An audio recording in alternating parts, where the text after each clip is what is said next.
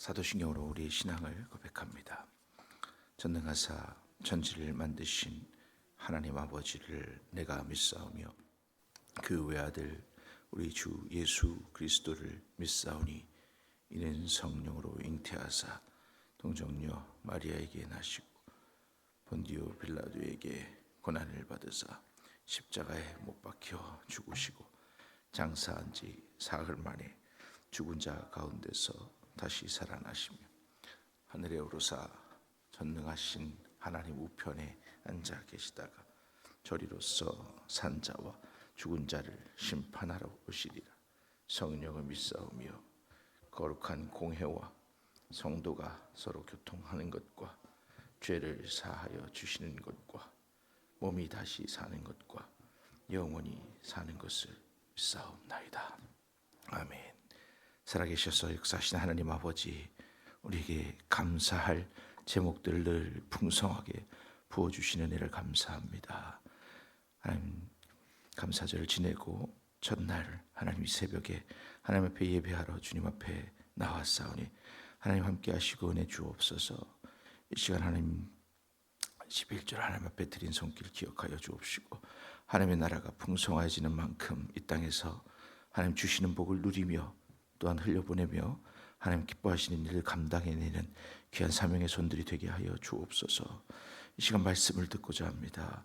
하나님의 말씀 온전히 들려지게 하시며 그 말씀으로 새롭게 하시고 그 말씀으로 소성케 하시고 그 말씀으로 힘을 얻게 하여 주시옵소서. 함께하여 주실 줄로 믿고 예수님 이름으로 감사하며 기도드리옵나이다. 아멘. 하나님 말씀입니다. 하나님 말씀 디모데후서 4장입니다. 디모데후서 4장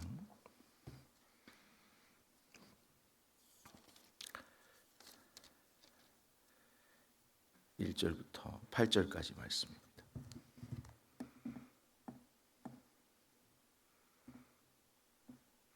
디모데후서 4장 1절로 8절 말씀 교독합니다.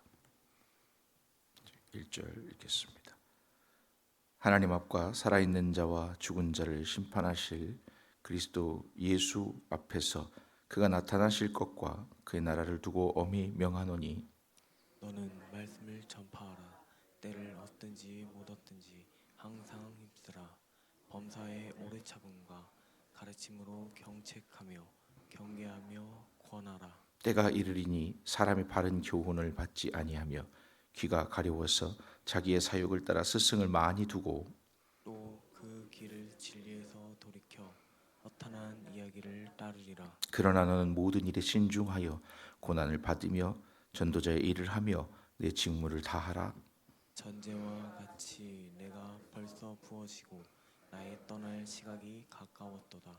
나는 선한 싸움을 싸우고 나의 달려갈 길을 마치고 믿음을 지켰으니 이제 후로는 나를 위하여 의의 면류관이 예비되었으므로 주 곧 의로우신 재판장이 그날에 내게 주실 것이며 내게만 아니라 주의 나타나심을 사모하는 모든 자에게 도우리라.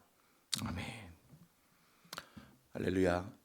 이 새벽에 함께 말씀으로 또한 기도로 은혜 나누신 저와 여러분들에게 하나님의 은혜가 또 하나님의 은혜가 복이 넘치시기를 축복합니다. 오늘 제목을 심판하실 의로우신 재판장이라고 이렇게 의로운 재판장으로 정했습니다. 우리 원래 심판하시는 분, 창조하시는 분이 심판하실 수 있는 자격이 있으니까 창조주 하나님께서 심판주 하나님이 되십니다. 그런데 오늘 본문 말씀에 나오는 이제 바울의 고백에 의하면 의의 면류관이 예비되었으므로 주 곧 의로우신 재판장이 그랬으며 예수님이 의로우신 재판장으로 오신다는 겁니다. 재림의 주님을 기다리는 것 외에 박해 때에 할 수 있는 것은 복음을 전하는 것, 그것밖에 없습니다. 그러니까 다시 바꿔 말하면 재림의 주님을 절실하게 기다리면 박해가 크고 고난이 크고 힘이 들면 들수록 할 수 있는 것 딱 하나밖에 없는 거예요. 이 복음이 땅끝까지 전파돼야 내가 그때 오리라 하신 예수님의 언약의 말씀밖에는 생각나는 게 없는 거예요. 너무 힘드니까. 그래서 이 디모데후서도 그렇지만 여기 보면 오늘 본문 말씀 중에 2절에 이렇게 나옵니다. 너는 말씀을 전파하라. 때를 얻든지 못 얻든지 항상 힘쓰라. 우리 이것을 이제 우리 복음을 전할 때 때를 얻든지 못 얻든지 항상 복음을 전하는데 힘쓰라 이렇게 많이 사용합니다. 근데 여기서 보면 항상이라는 단어가 나오는데 항상 복음을 전하라 또는 항상 말씀을 전파하라 또는 항상 내 일에 충성을 다하라 또는 항상 맡은 바 최선을 다하라 그리고 항상 어떻게 하라 이런 표현을 바울이 잘 사용합니다. 근데 이게 쉬운 일이면 괜찮아요. 혹시 이제 데살로니가전서 5장 16절에서 18 우리 유명한 말씀이니까 한번 제가 읽어드릴게요. 항상 기뻐하라 쉬지 말고 기도하라 범사에 감사하라. 이는 그리스도 안에서 너에게 행하신 하나님 아버지의 뜻이라 우리를 향하신 뜻이랍니다. 그러니까 하나님께서 우리에게 원하시는 것이 항상 기뻐하라는 거예요. 근데 이 때가 언제냐면 박해가 아주 심한 때란 말이에요. 데살로니가전서 있던 시절 같으면은 초기에 바울이 저서 중에 아마 초기 작품이 AD 51년이나 52년 이쯤에 기록되었다고 생각을 하는데 박해가 이제 아주 고조되는 그런 시점이고 지금 디모데후서 정도 되면 62년 정도 될 테니까 66년 사이니까 이제 로마의 박해가 이제 극에 달해서 바울은 이제 사형 선고를 받고 기다리는 중입니다.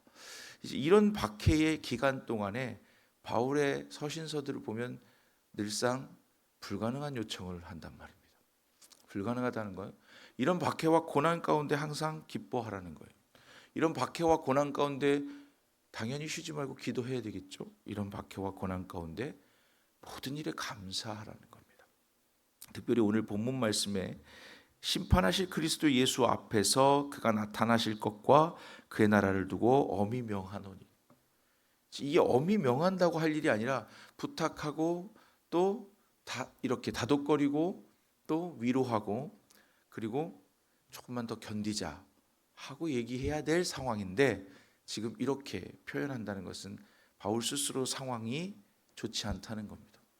그리고 전하면서도 듣는 사람들도 그것을 엄중히 여겨야 될 이유가 명백하다는 거죠.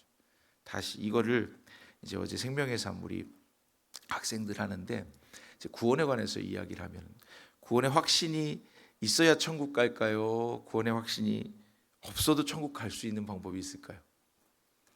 우리 어른들은 대부분 이제 대답하기를 구원의 확신이 있어야 천국 갑니다 이렇게 대답을 할 거야 아마. 근데 구원의 확신이 우리를 구원하는 건 아니에요. 예수님 믿어야 구원받는 거예요. 그래서 구원이 우리의 손에 달려 있으면 내가 믿고 안 믿고가 되게 그러니까 확신.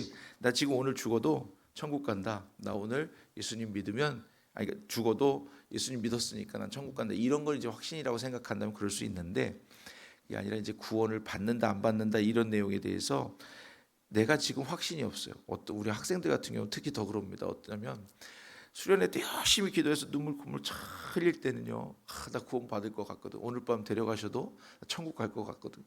근데 집에 와가지고 엄마랑 이제 아빠랑 이제 뭐 은혜 받고 나서 막 싸우고 또 일상에 젖어들고 그리고 오늘 하루 일어나가지고 잘 때까지 몇 개를 지었는지 죄가 생각이 다 나지 않을 정도로 막 이렇게 살고 나면 오늘 밤에 데려가시면 어떡하냐 그러면 잠깐만요 나 회개를 해보고 그러고서 결정해야 될 것 같아요 이런 얘기를 한단 말이에요. 그러니까 이제 이 사람에게 달려있는 구원이라면 이게 매일매일 다를 수 있는 거예요. 근데 다행히 감사한 것은 우리의 구원이 우리에게 달려있는 것이 아니라 하나님께 달려있는 거예요. 하나님의 능력에 의해서 우리가 구원받는 거예요. 그래서 구원을 이미 받은 구원이라고 해서 칭의라는 표현을 사용합니다. 바울의 표현들이에요. 이미 하나님께서 우리를 의롭다고 말씀해 주셨으므로 우리는 의롭다. 내가 의로워서 의로운 게 아니라 절대적으로 의로우신 하나님께서 유일하게 우리를 죄 없다 하실 수 있는 분이 너 의롭다라고 칭해 주셔서 그래서 구원받는다. 그래서 하나님께 달려 있기 때문에 우리의 죄 사함이 하나님의 능력에 달려 있기 때문에 우리의 구원은 떨어지거나 끊어지거나 또는 취소될 수 없다. 이게 칭의입니다. 근데 성경에는 또 이런 말씀도 있어요. 근데 너희는 열심히 최선을 다해서 하나님의 말씀으로 또 의로움의 행위로 너의 구원을 이루어라.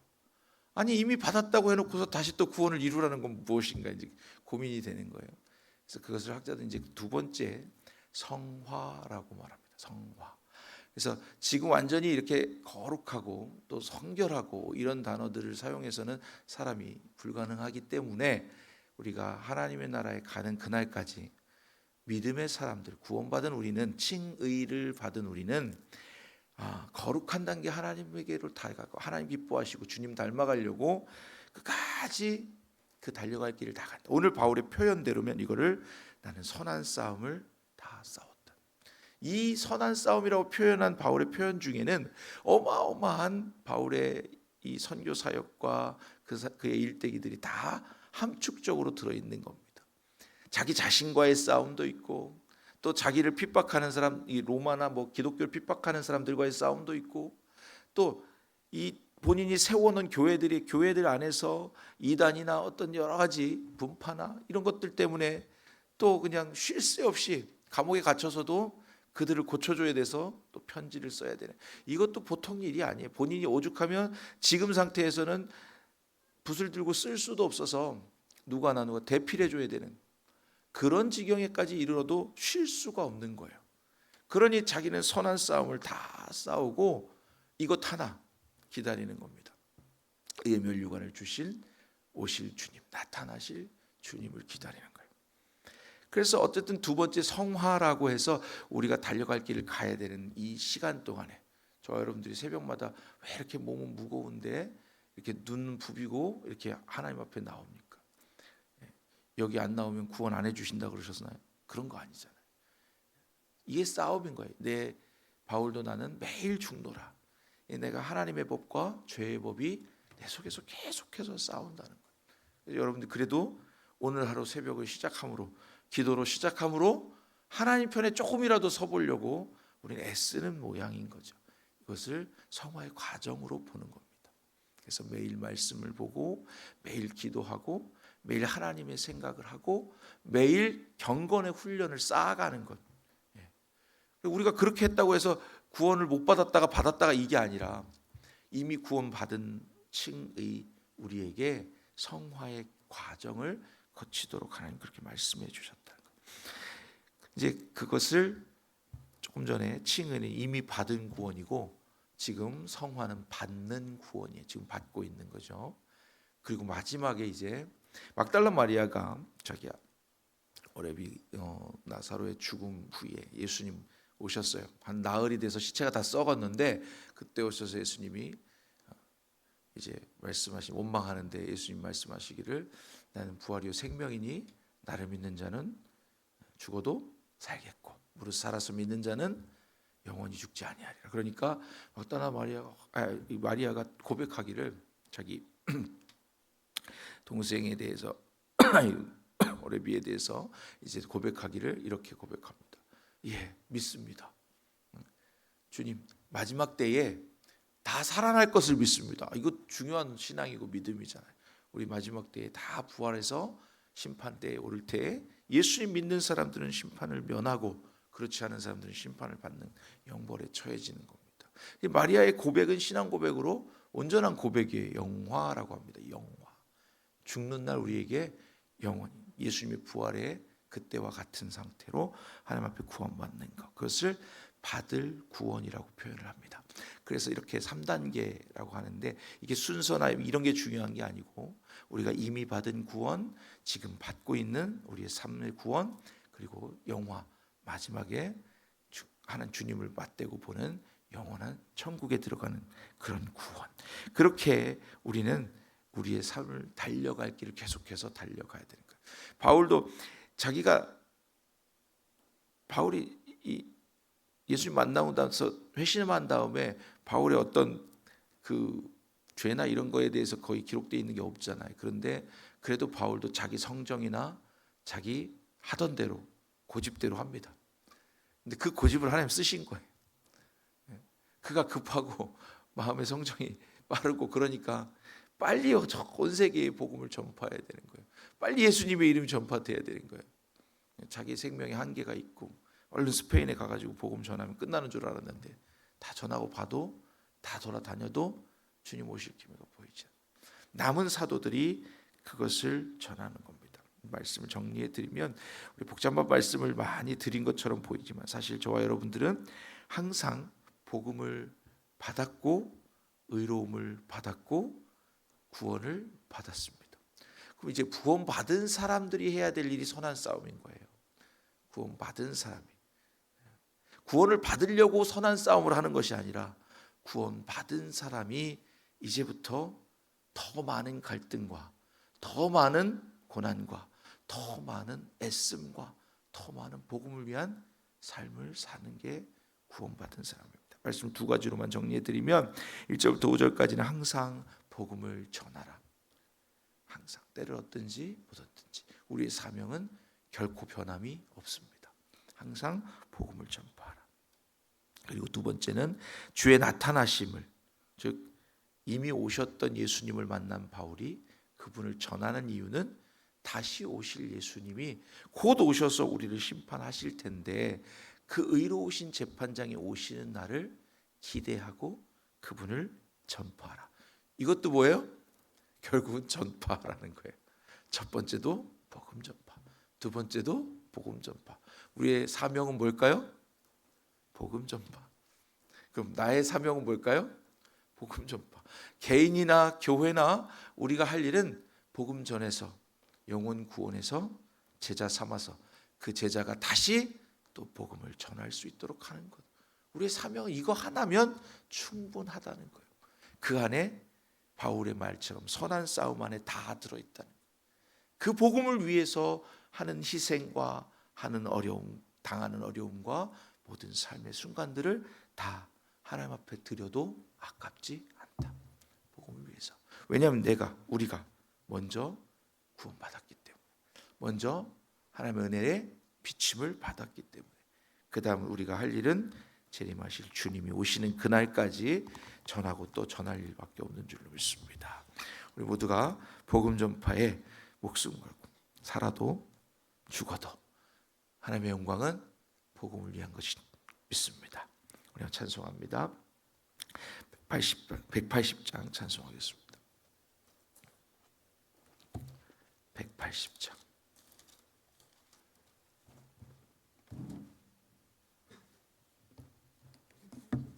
예, 하나님의 나팔소. 네, 180. 네, 네, 우리 찬송하겠습니다.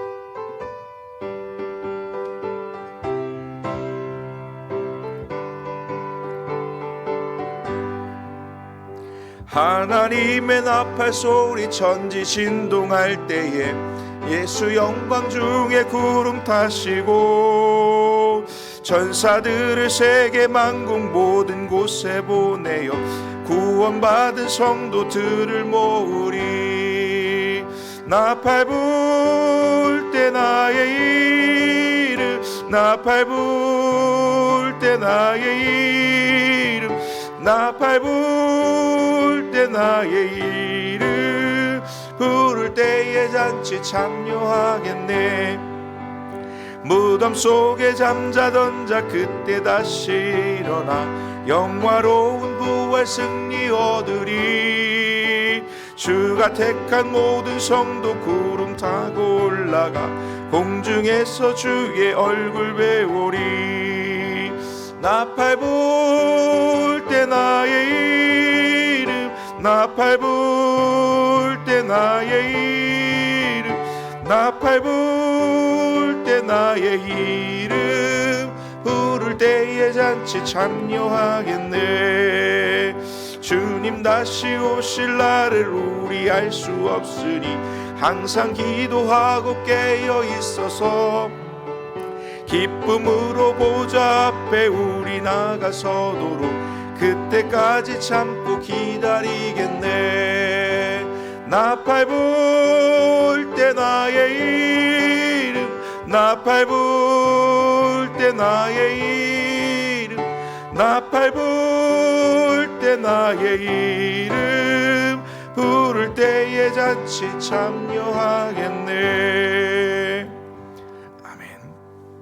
말씀을 기억하면서 하나님이 우리에게 주신 사명, 하나님이 우리에게 맡기신 사명, 복음을 위하여 사는 것 우리 그리스도 예수를 전파하고 증거하는 것, 그 일을 위해서 우리의 구원을 이루는 것이고, 그 일을 위해서 점점 거룩하여지는 성화의 과정을 거쳐가는 것이고, 그 영화로운 주님이 주신 영원한 구원, 영화를 얻는 그날을 바라보면서 우리는 지금의 어떠한 상황도 선한 싸움에 준하는 그런 담대함을 가지고 능히 감당해내는 저와 여러분 되시길 원합니다. 우리 주님 3번 부르고 우리에게 맡기신 사명 위해서 기도합니다. 주여, 주여, 주여. 은혜로우신 하나님 아버지 감사합니다. 너희는 때를 얻든지 못 얻든지 항상 전하라고 말씀하신 하나님의 말씀 안에서 아버지 하나님 주님 주신 사명들 감당해내는 우리 성민의 모든 지체들이 되게 하여 주시옵소서. 말씀을 힘입어서 하나님 주신 말씀에 오늘도 이 말씀으로 선한 싸움을 달려가고 아버지 하나님 달려갈 길을 다 간 후에 의의 면류관을 향하여서 그 일을 감당해내고 그 일을 쉬지 않고 멈추지 않고 항상 힘쓰는 저희들 되게 하여 주시옵소서. 하나님 나타나시는 날에 아버지 하나님 재림하신 주님을 아버지 하나님 영광스러운 심판주로 오시는